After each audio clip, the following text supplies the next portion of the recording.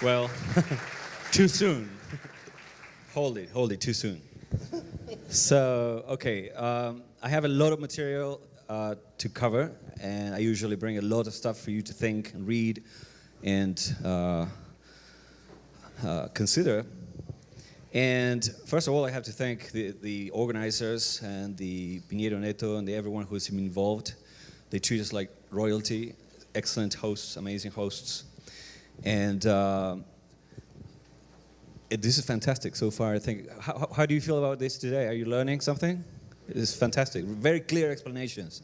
It's one of the first times that I've seen clear, graded explanations. You know, we start with the basics, you know, clear explanations, and we build up to the more complex stuff, right? So this is the most boring stuff, and that's why it's been put after lunch, so you don't feel that it's you not understanding. It's just, natural exhaustion.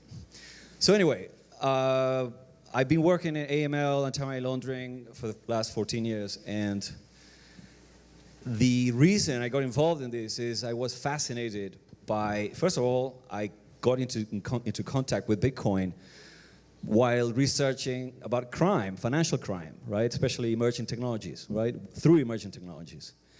And then I also was working in parallel in the remittance industry. So remittance and financial crime or digital crime is kind of two things that have been associated with Bitcoin somehow, right? Since the last few years. So what I've been doing is researching, but I consider myself an innovator. I want change. I want improvement in everything, right?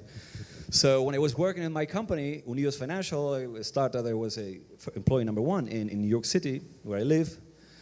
I started seeing a peer-to-peer transfer service that would basically destroy us. The moment I saw it, I said, this is going to take us out of the picture. So I have to start researching this. I have to get involved and see what's coming and learn more about this and see how we can improve, or how can we exploit this. But my board didn't want anything to do, right? They were not as innovative. So I left my company and I said, I'm going to jump into the Bitcoin world. And I started advising companies. I started writing a blog and then advising companies. And now I'm very lucky to be advising some of the most forward-thinking and intelligent people I've met in my lifetime. So it's fantastic. I'm having a thrill. So anyway, this is a dry topic for this.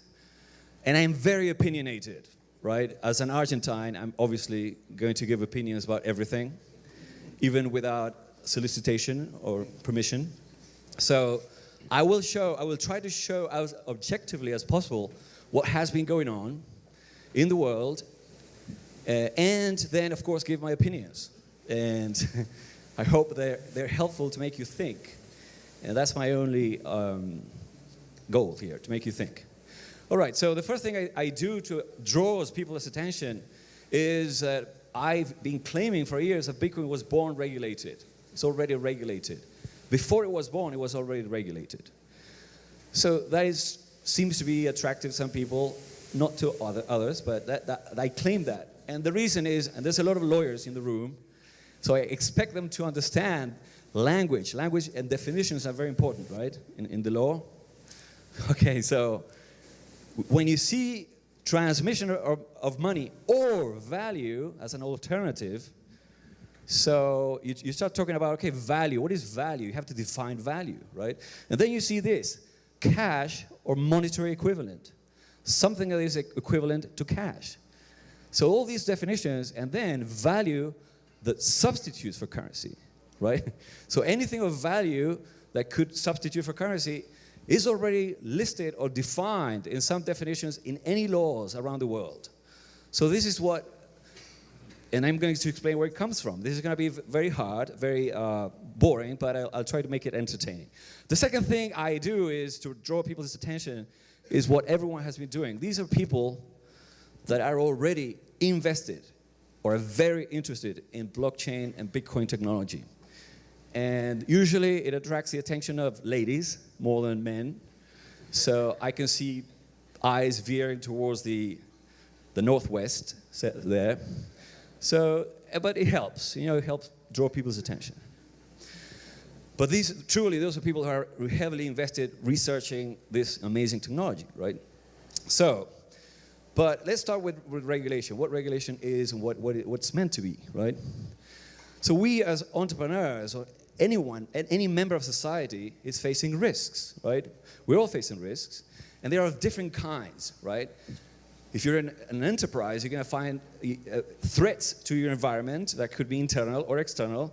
So we have to understand them. If we're going to build something sustainable, we have to understand the risks, right? So we know that those are certain risks that we face as entrepreneurs.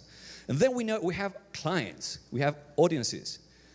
I owe you something. I owe you value. If you don't leave this room thinking differently or taking something home, I will have failed as a speaker, right? So you are my clients today, and so is Dieguito. So they have to be pleased with my delivery, my value, right? So, and we have to communicate to people and exchange information because they're needed.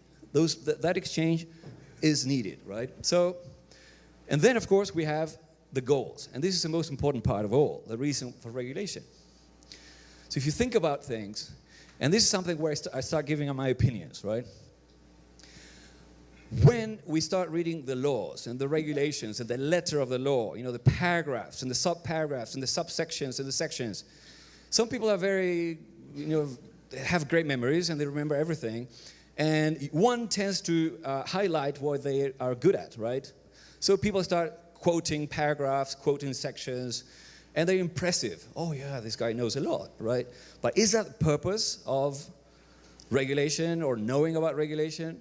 No, there's a goal that goes beyond any letter, anything that is written, or any process to get to that result, right? The laws are intended to organize society. That's the basic. I'm saying something crazy. I believe that common sense dictates that there's institutions in any republic or any modern nation that has processes to come up with regulation that organizes and protects society, right? So regulation is, first of all, inevitable.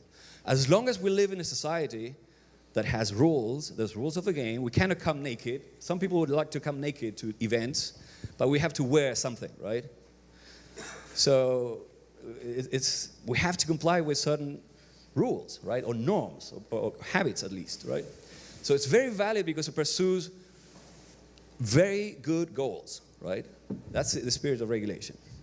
And then compliance, of course, complying, doing this necessary evil of compliance.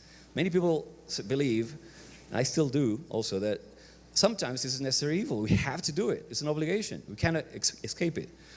It's very expensive to do it, but also it's very valuable if you do it strategically and if you do it smartly.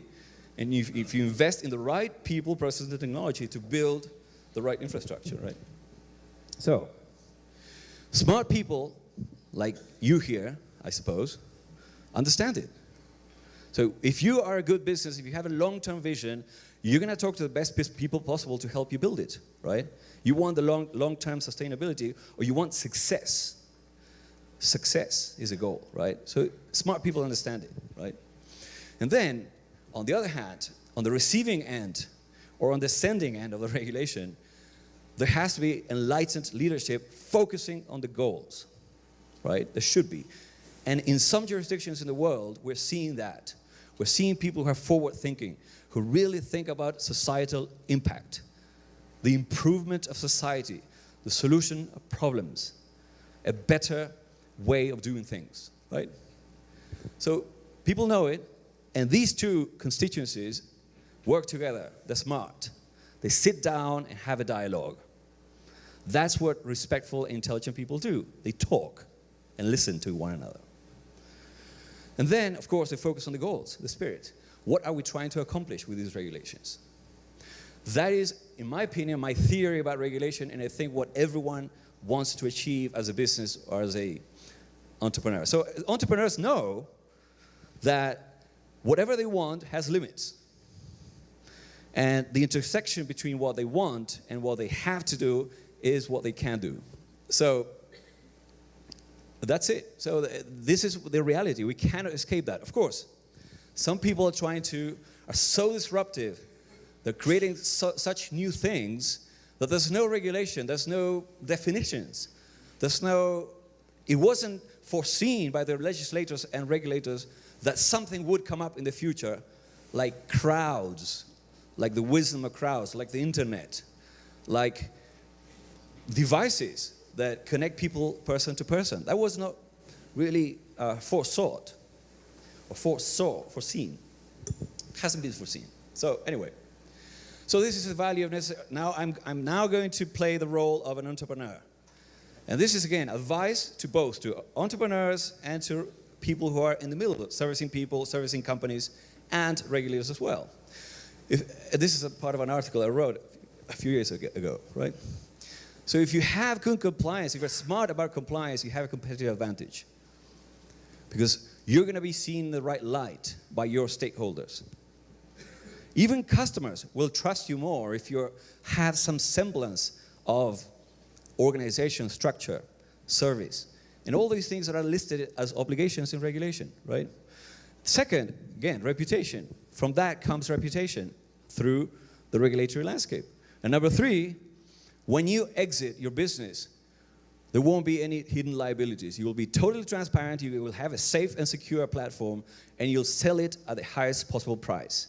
And that is one of the things that I'm seeing over the years. I have gray hair now, and I've seen that many people disregard compliance completely, and when they try to sell the business, they get a 20% discount on the valuation. Was that smart? No, you could have had a higher valuation for that, right? Anyway, so now comes the marathon. I want to show this very quickly, because this is what new technologies are doing now to the existing situation, right? This is the story of digital money, right? The recent history of digital money. So, and everything starts with a browser, with this interface that allows us to connect to this incredible technology called the internet. It was something that no one understood, no one had seen, no one can see, right? It's just a network. But how do you interact and bring value out of a network that connects the world? You need interfaces. So the browser is the onset of the revolution for the internet, right? So all these things have happened over the past years. And then in 2009 came what was very well explained this morning. This incredible invention solving the double spend problem, right? Digital assets with blockchain technology can no longer be copied. Think about that. Digital assets cannot be copied, right? Anyway, so the first thing that we started talking about when Bitcoin came out, 11, 12, is money, digital currency, right? And then virtual currency when new definitions came up, and then cryptocurrency, which is getting more technical. You know, instead of being more easier to understand, it gets more cryptic, pun intended, right? So this is what has been happening. This is the evolution of regulation with this new technology. I want us to reason about, right? So let's continue. Are you with me so far? Are you still awake? Yeah, all right. Some people are already dozing off. That's fine. You're free country. So these are the four things, 4 areas or 4 goals that regulation for intermediaries, again, financial intermediaries, someone with authority to be in the middle between two things. That is a financial intermediary. There's rules to protect the relationship, to protect the transactions, to protect the databases. So these are the reasons why someone would want to regulate, the main reasons, of course there's many, but consumer protection and systemic risk are the main ones. You know, that's why we have disclosure obligations. That's why we have the obligation to have these areas of control, you know, information security. We have to make sure that the business is up and running, that the promises that we make as marketers are fulfilled, right? If the business should be open between 24/7, there has to be a channel open to service the consumer. If someone has a claim, there has to be a channel to support and process that claim, right? So these are the main areas. And of course, there's a global interest, a major global interest, especially after September 11, on the first 2. Money laundering prevention, financial crime in general, especially with digital technology, right? New technologies, and the financing of terrorism. This is the biggest fear that some nations in the world have, and the reason why they issue warnings and they demand certain things, right?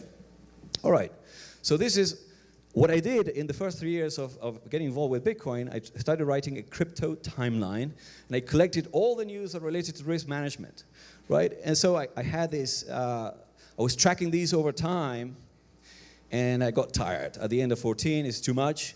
I cannot follow the news, so now I just, basically you can now click 2 buttons, you crawl the web, and you get all the tags you want, and you can do it automatically. But I was doing it manually. I was reading everything that came out about virtual currency and Bitcoin, right? So you can see that most of the obligations or the news were about enforcement actions and businesses. Businesses having trouble with regulation or with the new technology. So this is going to be very fast, very boring, but this is material for you to understand and to read at home or at the office. But this is just, I believe that smart people understand reasons. You cannot just say things or make them agree with something. So we have to understand where things come from. And there's a long story, and this is going to support my claim that Bitcoin was regulated before it was born, right? Back in 2005, you know, who knows what the Financial Action Task Force is? Probably all lawyers, of course. Or Grupo de Acción Financiera Internacional, ¿no? En español. This organization is an intergovernmental organization. It's like a United Nations against financial crime, right? It's the G20 countries. They got together, especially after the big problem of drug trafficking in the 70s and 80s. How can we stop money laundering?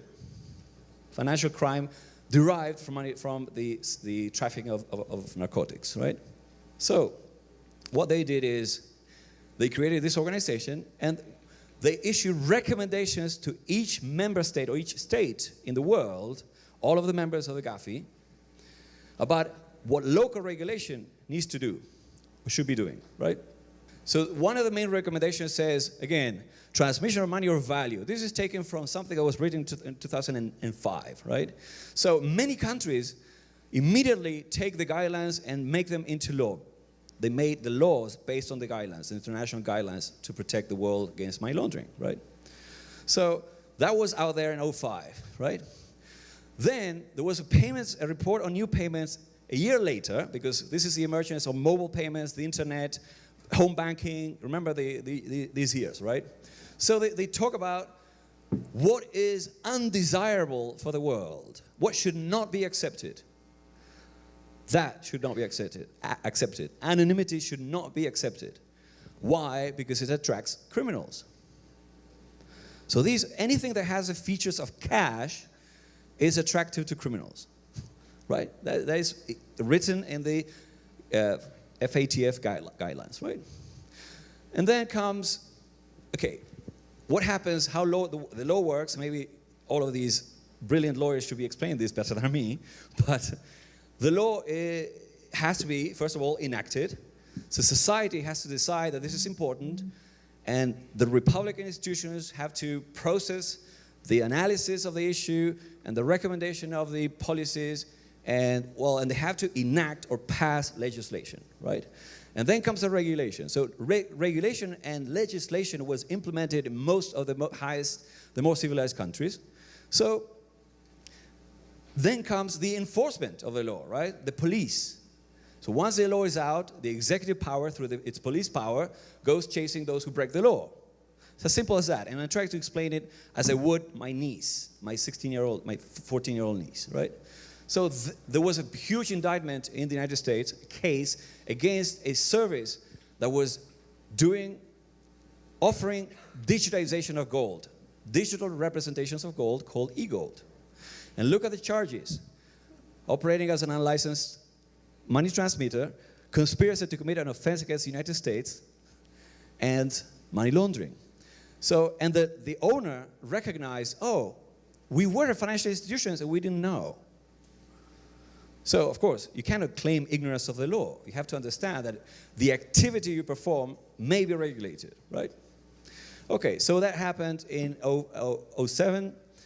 Then FinCEN, and one of the things that Financial Action Task Force does is it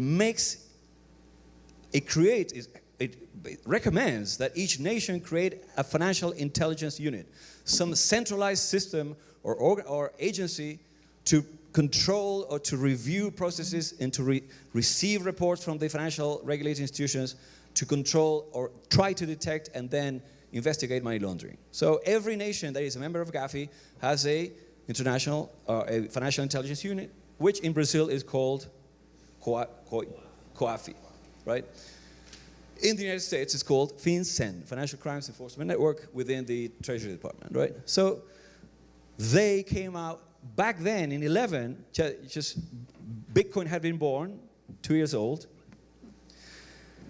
They already changed the definition of money, and they talk about the definition of currency. They said that substitutes for currency, and also say anyone operating outside of the United States, jurisdictionally, geographically, but with some contact, and the key is activities in the United States. It could be as small as a bank account, or the use of the US dollar is also gives the United States jurisdiction. And of course, servicing US consumers. If you service someone, a US person or a US citizen, you are basically under US jurisdiction. That's exactly what the United States did. And it was 11, of course, coincidentally, a few days after the terrorist attacks.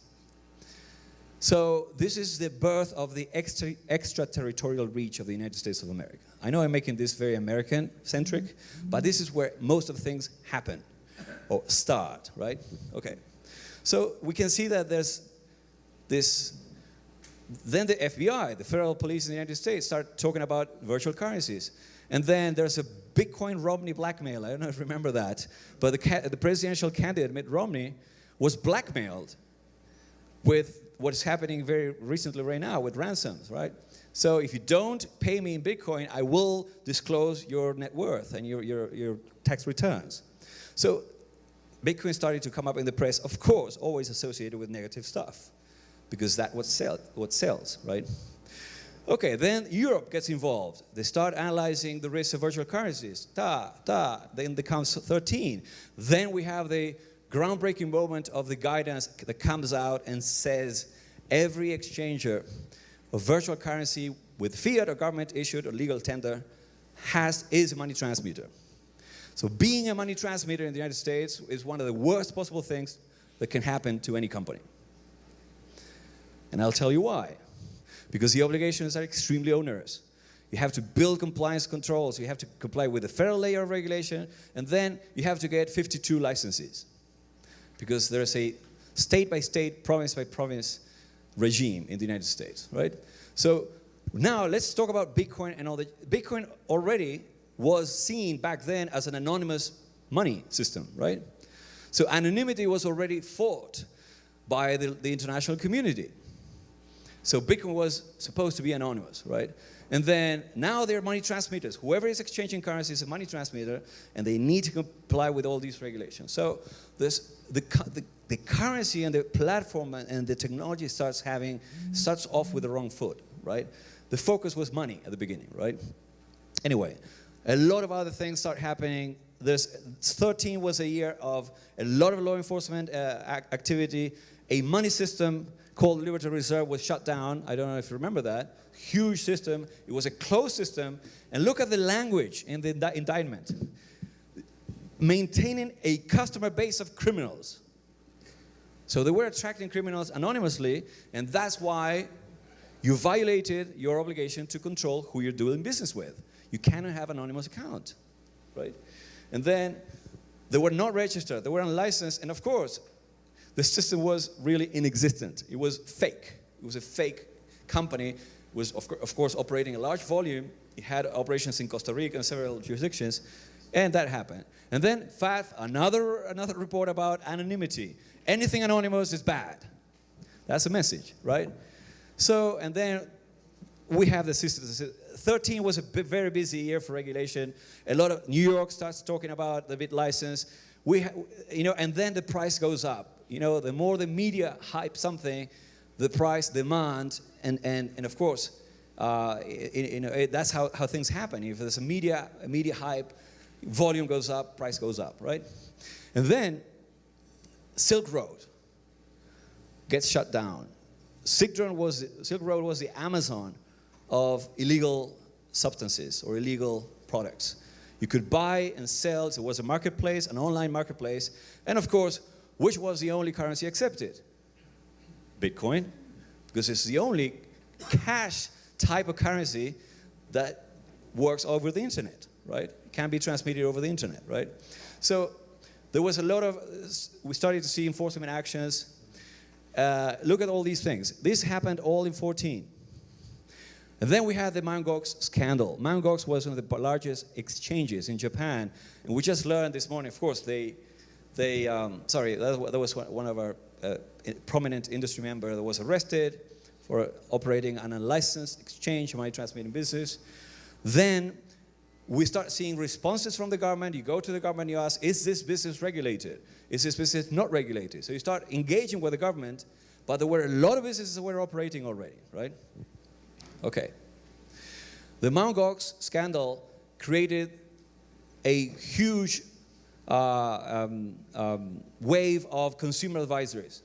So now, from financial risk of anti-money laundering, the focus was consumer protection. So that's the beginning of consumer protection concerns. So everyone started issuing consumer protection. All these countries and states in the United States issued consumer protection advisories. So almost every country in the world issued some statement about, please beware, customers, be careful with this new system, right? Because you can lose your value, you can lose your private key, it goes away, and it's gone forever, right? So, and then we start talking about taxation, another reason for regulation. So someone asked about taxation today, right? So in the United States, Bitcoins are taxed as property. So they're subject to capital gains tax, which is 15%. So that means you have to calculate or know your cost basis at the time you bought it, and then when you liquidate it, you have to know if there was an appreciation of value or loss of value, which is very complex, very complicated. So now, Bitcoin, instead of being a currency, is now considered a security or a commodity or an asset. Very confusing. The world is confused. Not only is this confused technically, now regulation is also confusing, or the lack of regulation, right? The lack of clarity. So anyway, more involvement. Europe, the New York proposal for the New York license comes out. The European Banking Authority lists 71 risks for virtual currencies. Incredible report, amazing assessment. I wish all this report were done for every single business and every single product, because I have never seen it, but it was done for the virtual currencies. Some commentary there. Anyway, so this year came, and what happened? Many things that were in the pipeline. First of all, I don't know if you remember, the price of Bitcoin peaked in December of 2013, right?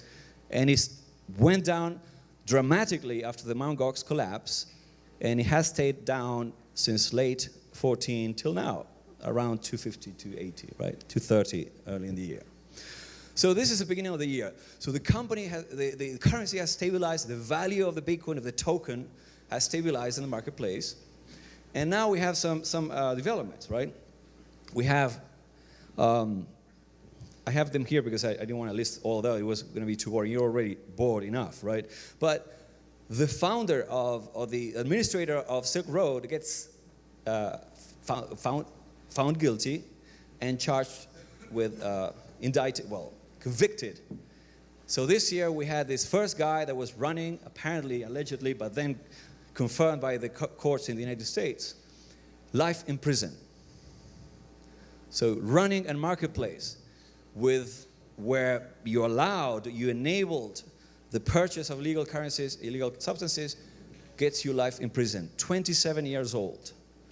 Unbelievable, right? It sounds excessive, but when the law enforcement wants to make,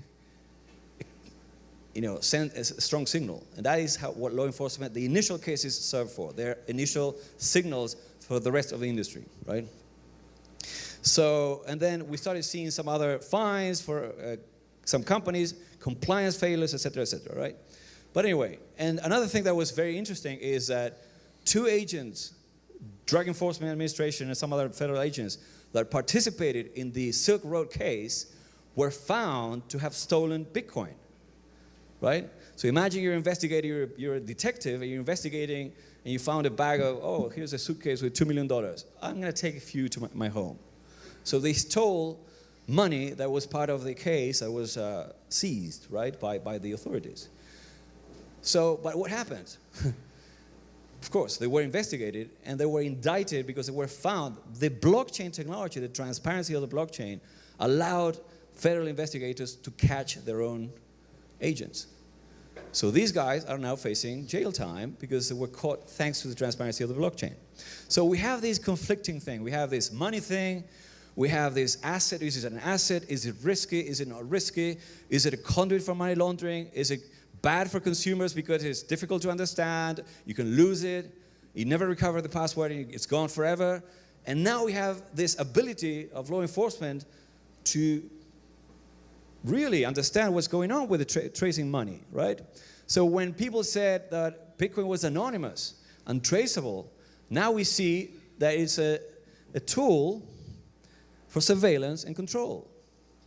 Because the technology allows you to view every single transaction that happened from the beginning of time, right?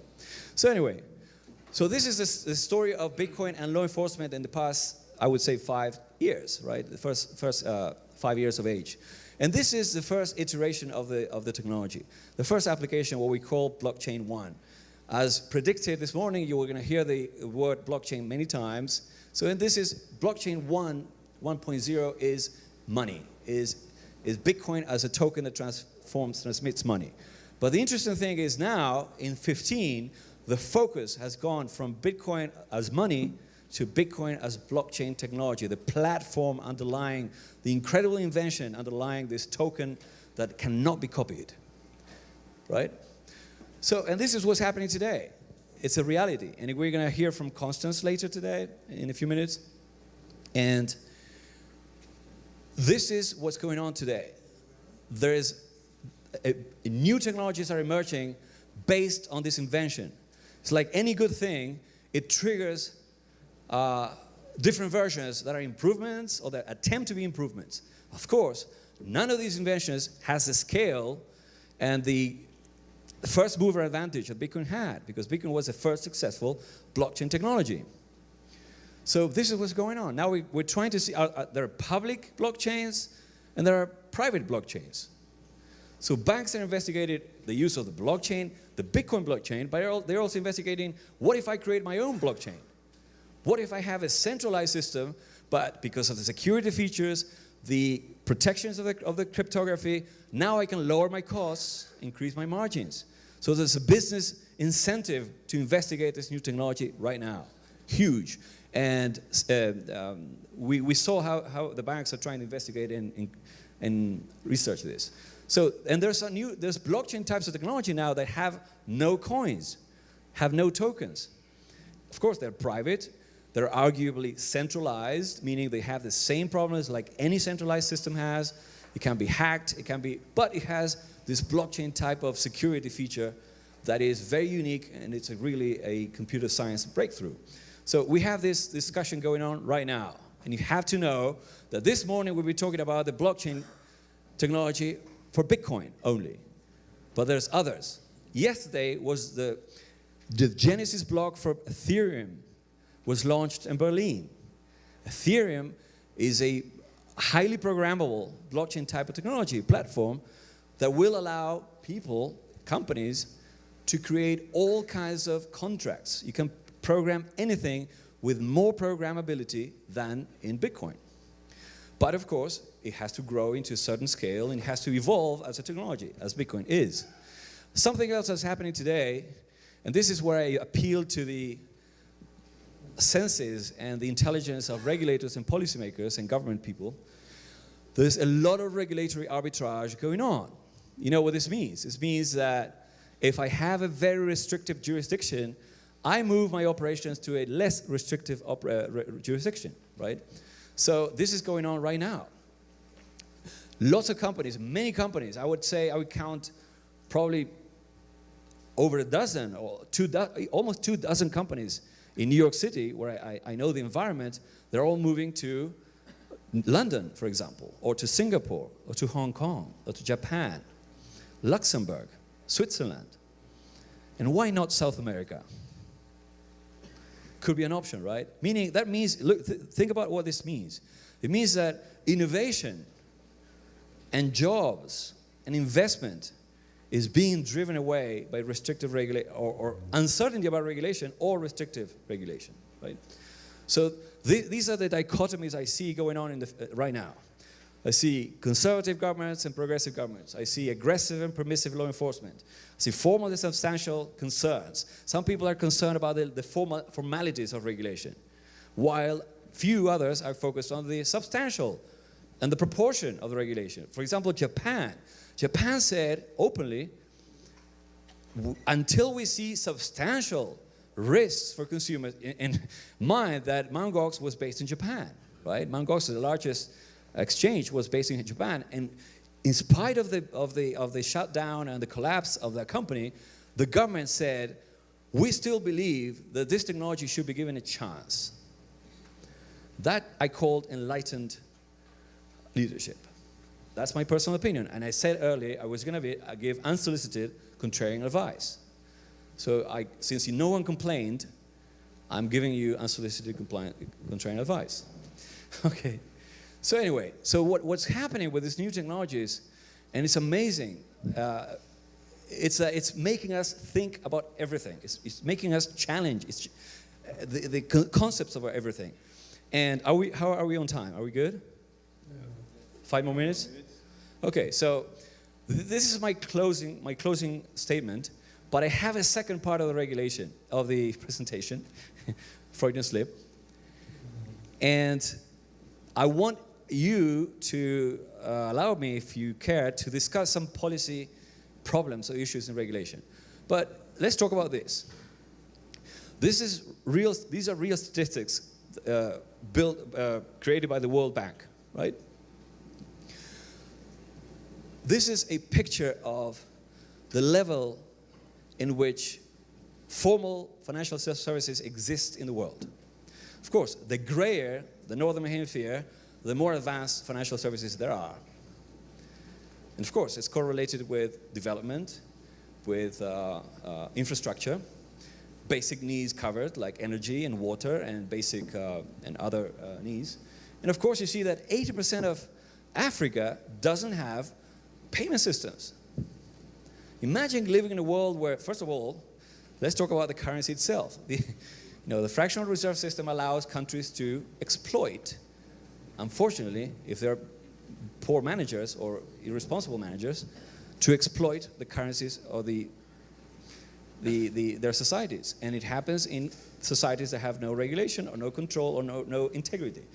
And there's a correlation here between management of the economy using the current system and the development of society, right? So this is an interesting thing, and I always correlated with this one. And this is, I don't know if you can see there's no definition there, but this is an image published by Facebook, right? And this is the shapes of the continents are not drawn on the map, if you think about it. So no one drew the contours of the political division of every country or continent, for that matter. It's the connection between computers and people that are creating the shape of the world. And this is a metaphor for what the technology is doing. The internet and communication is allowing us to create the world. If you're not connected, you're not part of the world. And look at the dark spaces. The dark spaces coincide, of course, no connectivity, no development. So we are very lucky to be experiencing an incredible set of revolutions in our lifetime. Especially Dieguito, who is more aware than anyone else. He saw the birth of the internet. I wasn't very aware about the birth of the internet, right? I just used dial-up. I used WordPerfect. I remember the blue screen, WordPerfect. and I saw the dot matrix printers, some airlines still use today, of course. And so we saw the evolution of technology, and now we have a supercomputer in our pocket. And the value of that machine, the cost of that machine, of that computer is coming down. So we have the opportunity to do that and close those gaps. So that is fascinating. And now we have a second wave of innovation with something that was the last thing, the last mile in innovation, which is money, finance, payments, financial inclusion. So I think it's a moment to reflect about where we are in history. Are we going to be on what side of history? And the side of history that enables that evolution and that progress, or not? Thank you.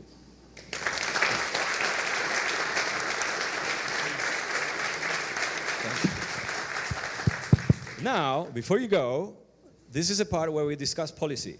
These are discussions that we should have with the government, in the United Nations, and in forums like this. Very smart people. I haven't finished. Oh, thank you.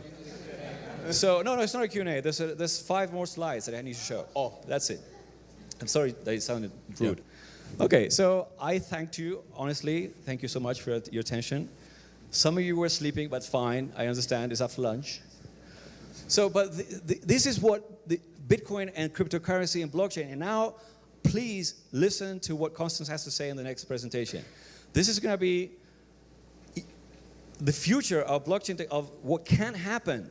And actually, there have been excellent presentations this morning about what could happen if these technologies evolve in the right way, right? The potential for transformation and change and improvement and inclusion are incredible.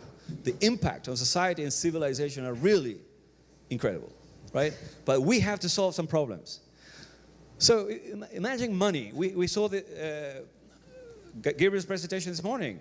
The concept of money is, okay, it has to come from a central bank. It's issued in a certain way. It's not backed by any hard asset, because that's the way the world works since the beginning of the 20th century. But now we're rethinking money. What if money were issued by a computer? What if the digital money, were the backbone of real currencies, of fiat currencies? We talked about that. Sovereignty. Again, the internet is already, someone was telling me, a friend lawyer, who's sitting in one of the first 5 rows, told me, I cannot practice law outside of Brazil.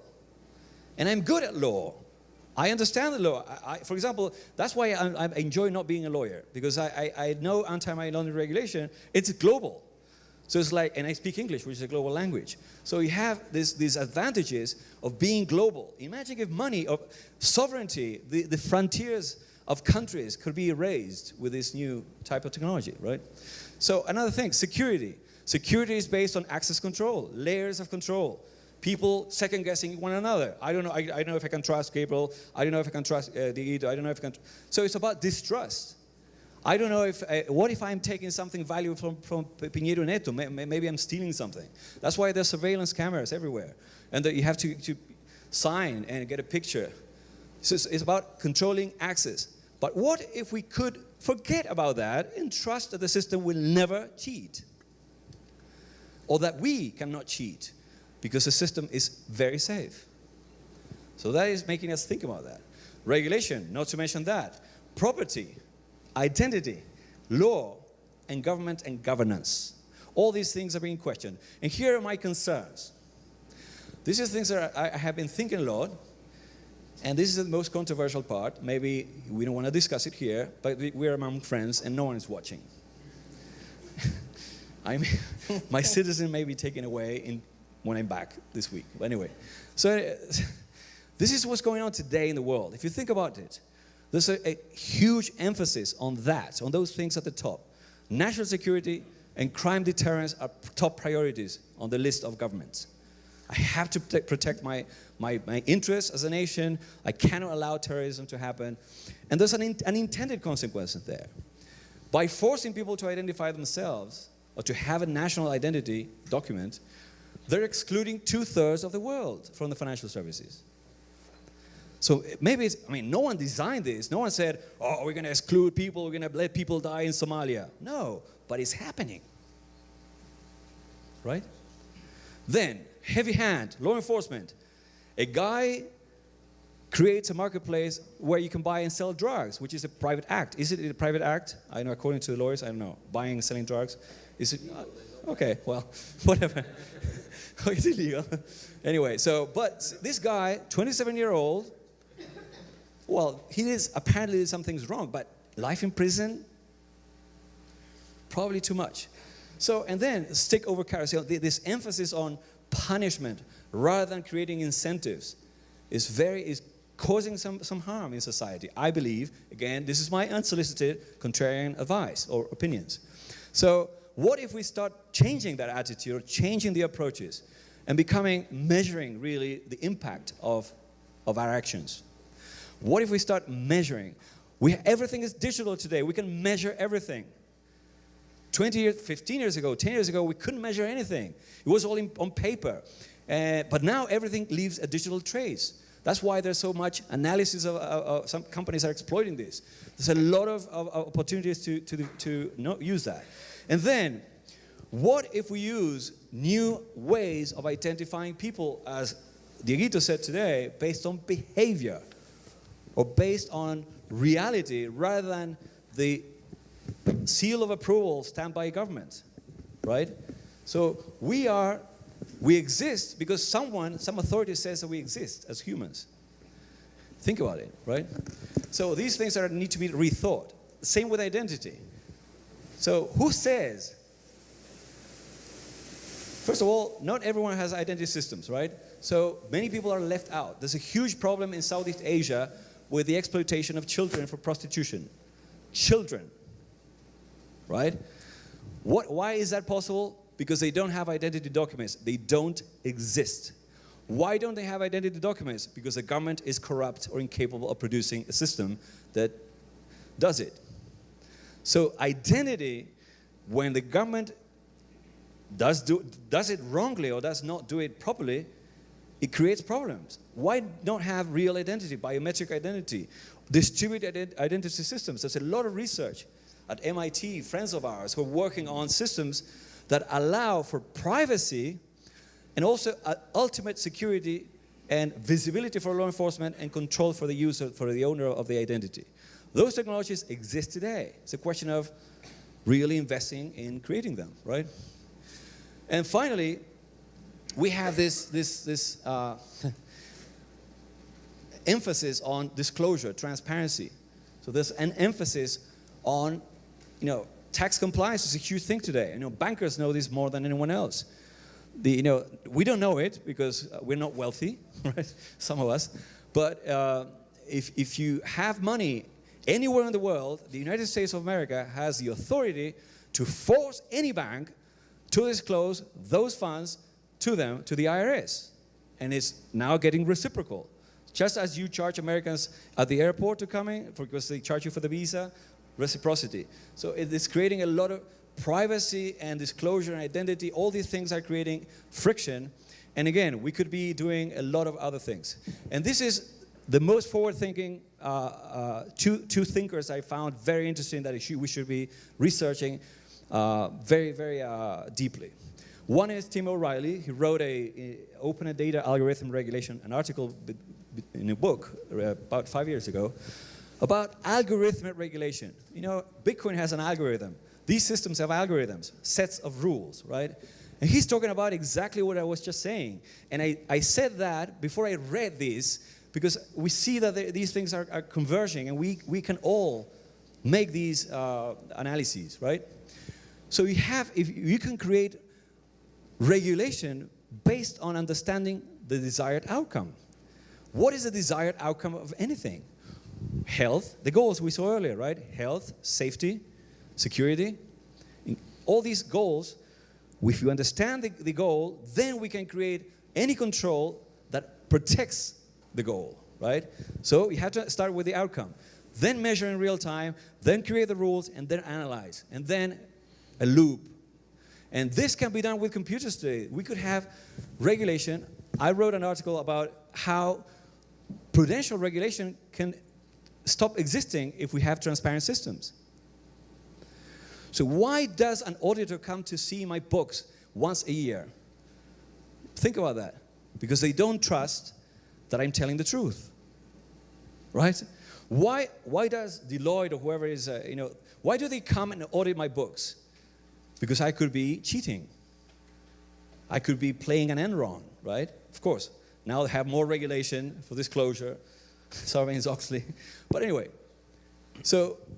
but what if we published a proof of solvency like Bitcoin does, or like this technology allows? We could have full transparency and no need for oversight. Or there would be real-time oversight. Meaning I go to my dashboard, I am a regulator, I go to my dashboard and say, okay, this company, okay, they're doing well, they have funds, let's focus on the other ones, right? It could happen today, right? And finally, this came 5 days ago, brilliant guy. His name is Nick Grossman, for Union Square Ventures. With Uber, with Airbnb, with these person-to-person or crowd-based products and services, now we're starting to think about, there's no intermediary. So the consumer has a very direct experience with the provider of the service, right? So what if we traded up permission for data-driven accountability? And this is basically allow us to operate. This is what the basic of this. It's a long article. I recommend you read it. But this is what happens. Today, in order to operate any business, you have to ask for permission. Because there's the assumption that you may screw up. So the default position is you're risky. That's it. That's why you have to go and ask for a bank charter or a money transmission license or a permission to cut your hair, right? Hair, you need a license to cut hair in Brazil, I think, or the municipio of Sao Paulo. So, because maybe you cut the hair wrongly, maybe okay, anyway. So, you get my point, right? What if I start cutting hair and someone observes me and says, okay, he's doing a good job. I'm going to let him continue. And then when he screws up, accountability. Understand? So this is a change of paradigm, the change of thinking. What if we allowed things to happen and then I'm finishing? I understood. Thank you.